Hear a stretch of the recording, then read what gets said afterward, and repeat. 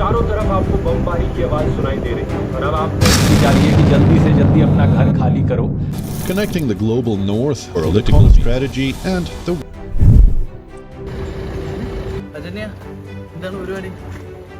Sir, ഞാൻ കുറച്ച് videos ഒക്കെ കാണായിരുന്നു. എന്തൊക്കെയാണ് നമ്മളെ വെസ്റ്റ് ഏഷ്യൻ കൺട്രീസിലൊക്കെ നടക്കുന്നത്?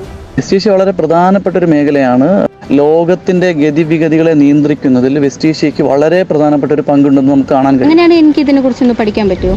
തീർച്ചയായും. MA വെസ്റ്റ് ഏഷ്യൻ സ്റ്റഡീസ് അതിനെപ്പറ്റി മാത്രമുള്ളൊരു കോഴ്സാണ്.